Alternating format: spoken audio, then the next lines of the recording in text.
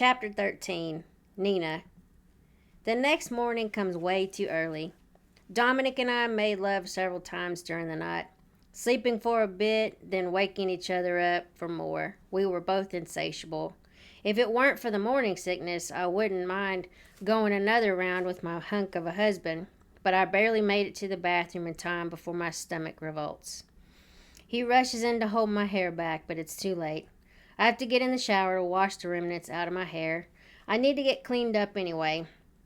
My skin felt sticky from our time together. He tries to get in with me, and I put my hand on his chest. You cannot get in here with me. We will never leave this house today if you do. I might be feeling bad, but I knew how it would end up. A mess of tangled limbs, heavy breathing, and still not being satisfied. We have work to do. Dominick pouts, but leaves me to shower. Alone. In truth, I absolutely minded having to shower alone. I love the way he washed my skin and hair. I love the way he dried me off. I love the way he climbs. Wait a minute. I can't be thinking like this. I have to get cleaned up for work. There will be time for all that later. Tonight, hopefully. I need a distraction, because if I don't stop thinking about Dominick, I'm going to be in a bad place today. Everything about Dominick is a temptation. A look can set my body ablaze. His touch will set my body aflame. Stop it. A distraction. He is the ultimate distraction. I think of paint colors for the baby's room. Nope. Can't think about that, because then I think about how babies are made. I think about the reports I need to write for work, and that reminds me that Dominick will be in the same building as me. Nope, that won't work. Everything that I try to think about as a distraction leads me right back to Dominick. He's consuming every bit of my concentration, and I think I'm okay with it. I finish getting ready for work, and Dominick comes in to take a shower. I hurry and leave before he gets undressed. I can't look at him right now. I'm already too far gone. About 20 minutes later, he's dressed and ready to go to the range. Ready to go? Not even a little bit, I admit. If we could stay here all day, I would be a happy camper. Sadly, we can't. And I certainly don't want to be on fire for him all day. I know. I don't know how we're going to make it through the day. He smiles at me. You have no idea. I avert my eyes from him because there's a glint of mischief in his. We're going to have to. We have time for that later, I tell him, trying pathetically to convince myself. We head out the door, and he locks it behind us. The drive to the range is fairly quiet. I'm still wrapping my head around the lovemaking we shared. Why, oh why did I have that thought? The memories hit me right into my core. You know that little lightning bolt when you replay it? I squeeze my eyes shut to no avail.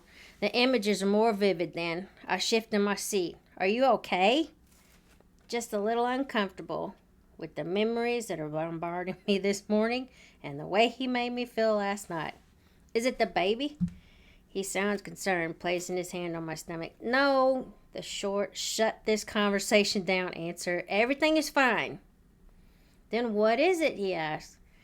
It's too hard to describe to you, I reply. Try. If I talk about it, it will make it worse. It might make you feel better, though. Just try to explain it, and I'll try to follow along. So last night was great. This morning, I'm still reliving it, okay? Nothing I do will stop the memories and feelings associated with what we did. See, that wasn't so hard. You thought it was great? Tom smirks. Of course. I don't have anything to compare it to. I would say it was epic. Oh, Nina, you slay me. It was pretty Homeric. It was monumental, wasn't it? Dominick laughs, amused with his comparison of our lovemaking to Homer's Odyssey. Not necessarily the story, but that it might be pretty impressive. It's one for the record books. Okay. What does okay mean? Either it was epic or it wasn't. I can't imagine it getting any better than that, okay? Is that what you want to hear? I've divulged the secrets of my heart. That was me holding back. Look out, because it will get better than that. The mind actually baffles at that statement. If he was holding back, I don't know what it's going to be like once he unleashes everything on me. He pulls into the parking lot, and I'm so ready to retreat to his office away from all that is Dominick. His cologne is driving me nuts, too. I let him drive his truck, so of course that means he has to set me on fire with just a touch. Those memories from last night resurface. His hands on my hips remind me of when he... No, no, no! I've never let any man distract me from my work before, and I can't let him do it now. He helps me down, and I tell him over my shoulder, I'll be in the office. Okay, I'll be out front. A couple hours later, Dominick pokes his head in the office and says, You have a visitor, my love. Who is it? I'm curious who would know that I'm even here. Patrick Kent. If you don't want to see him, I can get rid of him, he says, cracking his knuckles and grinning. I don't mind getting rid of him, he reiterates. I should see what he wants. You can stay right here with me. I would prefer it. I'll be right there with you. Just like every other time he said he would be with me. Gotta love this man. I follow Dominick out to the lobby. Patrick is chatting with Chris about a firearm he just bought. He's facing away from me. Chris nods at him to indicate that we're behind him. He turns around and I'm struck by how handsome he is. Even better than the profile picture.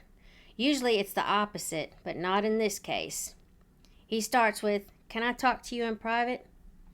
Dominick answers, Anything you need to say to her, you can say in front of me. Can we talk in private? Not here in the lobby, he asks Dom. We can go to the office. Dom starts walking that way, waving him on. I follow them both back there. Once we're in there, I shut the door. Patrick looks to me and says, I received a disturbing phone call yesterday. And I wave my hands for him to continue. My brother called and was distraught, saying something about you getting married, ranting about a fiance. He also said that you refused to visit him. He puts a hand up to stop Dom from interrupting his spiel. He continues, I'm not telling you to go visit him. I'm just trying to figure out what he's talking about and what the sudden need for you to visit him is all about. He sent me a letter apologizing. He also said he was putting me on his visitors list. I told him I wasn't going to come visit him.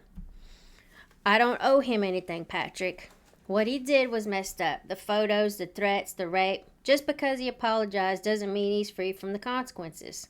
How can I look him in the face after what all he did to me? I'm going to see the remnants of him when I look at his baby. His brother doesn't know that, though. Staring at Patrick, I can see a striking resemblance to Dominick. Dark hair, green eyes instead of hazel. Tall, muscular. We might be able to just pass this baby off as Dom's like we talked about. Hopefully the baby looks more like me, though. I want to forget Patrick and more specifically Philip Kent even exists. Just my luck, God will take Philip's face and deposit it right onto my baby. I didn't realize he sent you a letter. He's obviously messed up. I know it means nothing coming from me, but I am sorry for what he did. If there's anything my family can do for you, please let me know. Weird that he would mention the word family. Thank you for your offer. Dominick is taking great care of me. Dom nods. I will get out of your hair then. If I get any more frantic phone calls from him, I will just talk him down as best I can. He stands to shake Dominick's hand in mine. Last thing I will say is that I hope you will go see him to maybe put him out of his misery. Then again, what do I know? It could make things worse. He might grow more attached emotionally. Talk about emotional attachment. His brother's baby is attached to my uterus. I'm willing to take responsibility for and love this baby, not him. That's all I need. For him to really think there's something between us. Giving him hope that we could be something together. I know one thing. If I do go visit him, I need to do it before I start showing. He may be delusional, but he might be able to put two and two together and figure out this child is his. I can't take that chance. I know that I can't live without this child. I'm not going to live without this child. I love it without even seeing him or her.